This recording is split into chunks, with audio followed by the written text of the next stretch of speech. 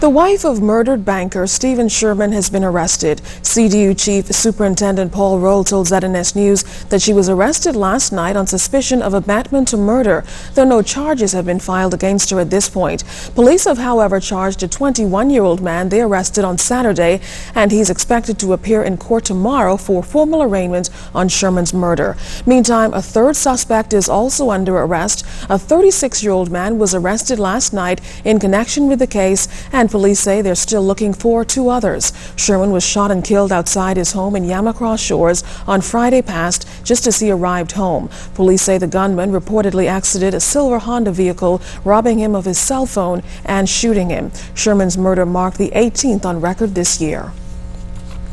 Testimony continued today in the Desmond Key manslaughter trial, with a pathologist telling the court that Key died from complications due to blunt force trauma to the abdomen. Key died in hospital after allegedly being beaten by police at the Grove police station just after he was arrested in a traffic stop back in June of 2007. Key was hospitalized for months and eventually slipped into a coma and died. 37-year-old Corporal Donovan Gardner is accused of Key's death, while 33-year-old Constable Tavares Bolag is charged with aiding and abetting Corporal Gardner in the alleged crime. Dr. Dwayne Sands, Key's attending physician, is also expected to give evidence in the case, along with two other prosecution witnesses. Attorney Linda Evans is prosecuting the case. Attorneys Wayne Monroe and Ian Cargill make up the defense. Justice Vera Watkins is presiding. Labor leaders are to meet in a special forum on Thursday to declare their expectations of those seeking political office and to come to a consensus on how to approach the industrial problems at KFC restaurants. This as all 9 of the fast food chain locations remained closed for a third day today. Clint Watson has more. The National Congress of Trade Unions calling for legal action to be taken against the owners of KFC, citing that they've broken the law and should face consequences. What the employers, or George Myers specifically, who owns KFC, is doing is actually an illegal lockout. And we call on the minister to have him prosecuted, because what he's doing, closing all of the stores, is actually illegal. President of the NCTU, Jennifer Isaacs Dotson, notes that the minister is still in dialogue with the hotel union, which represents more than 300 KFC employees, and the Myers Group. She hopes the matter can be resolved quickly. It was the union who had an illegal strike or lockout. They would have been all over the union. But this, on the other hand, now we have the employer doing something that is illegal, and then it must follow its due course and due process. On Monday, the Minister of Labor officially recognized the Bahamas Hotel Catering and Allied Workers Union as a bargaining agent for KFC's aligned staff, something voluntarily given by the company more than 20 years ago. Dotson says for KFC to withdraw recognition of the union is illegal. We find it very disturbing that the employer can just simply decide, wake up one day and say, okay, we're going to withdraw our recognition of this particular union. And the NCTU is very concerned because it can affect other unions moving ahead. And so we will have to take a close look at if any other unions with it, under our umbrella fall into this same category, and to have that matter dealt with before another employer following suit, since we're living in such an anti-union environment. And just as they're supporting the Bahamas Public Services Union to get their contract signed with the government, the NCTU also supports the hotel union, saying it's time for Bahamians to stand up for their hard-won rights. This Myers Group, this is not new for them. They've done this before. They've done it with Spanx. They've done it, I think, with Burger King, George Myers owned, White Castle. There were a number of companies that he did the exact same thing to that he's doing with Kentucky Fried Chicken, where he closed those companies and reopened under a different name. And it appears that that is exactly what he plans on doing with Kentucky Fried Chicken, which is wrong. What's frustrating to them, though, they say it appears as if time is running out. They were told by a Wednesday if they don't sign an agreement saying they no longer want the union, then they reportedly lose their jobs. Clint Watson, ZNS News. Well, KFC issued a statement late this afternoon. According to management, the restaurants Bahamas Limited, which runs the 9 KFC locations, will remain closed as a result of what they term an illegal strike action ordered by the union and supervised by paid union organizers located in each store to ensure that KFC employees sat down and did not work on Monday.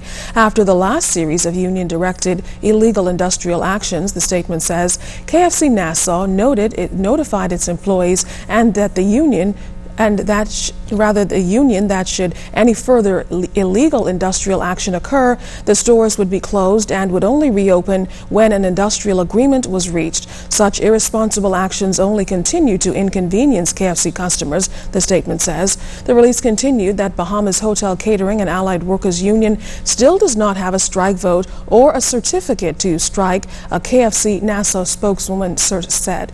Now, according to KFC,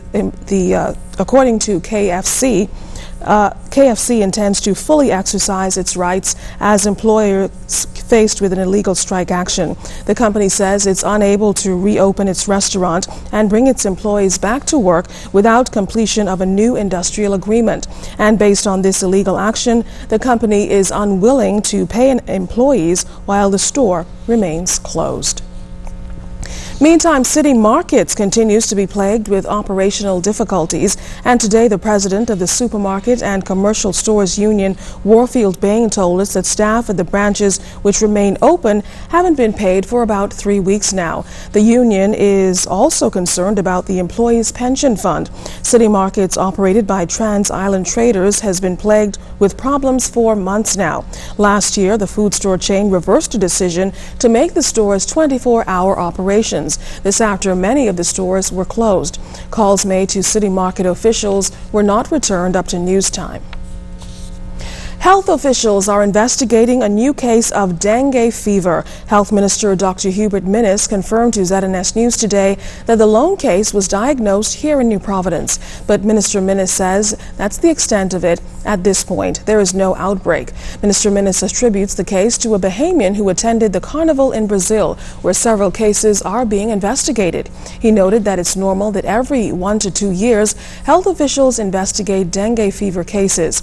The health minister confirmed that Ministry of Health officials are taking an aggressive approach to battling future cases of dengue fever with extensive mosquito fogging throughout New Providence.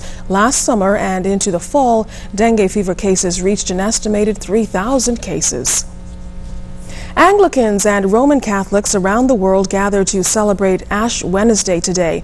Here at home, hundreds of Christians attended Ash Wednesday services, marking the start of the most solemn period in the church's calendar, the 40-day-long Lenten period, commemorating Jesus Christ's period of temptation in the wilderness.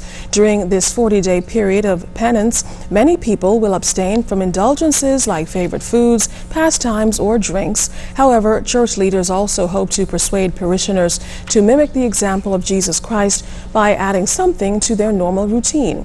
ZNS News visited St. George's Anglican Church today and spoke with Thelma Thompson about the significance of Ash Wednesday.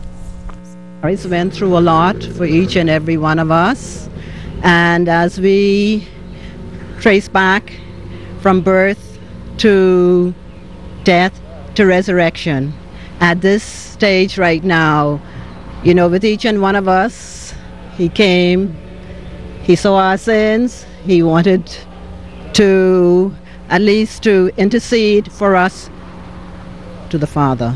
The Father sent him to intercede on our behalf so that we would be better.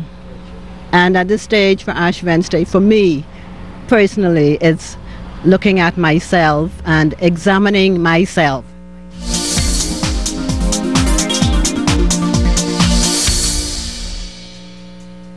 Copa Airlines hoping to continue its growth in the Bahamas. Airline officials telling the local Daily that the Bahamas has been one of the quickest flights that they've increased frequency in. The airline has generated demand from South America, Colombia, and Panama.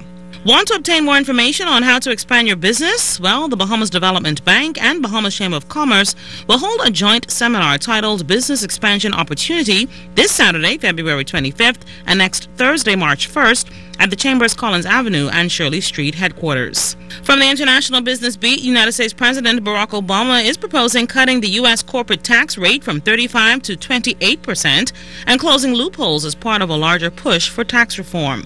And in regional business, the Japanese have demonstrated significant interest in investing in Jamaica. Japan's ambassador to Jamaica stated during a recent presentation that interest was recently demonstrated as early as November last year during a Japanese trade mission to that island. Remember, you can send us an email or join us on www.znsbahamas.com or become our friend on ZNS's official Facebook page.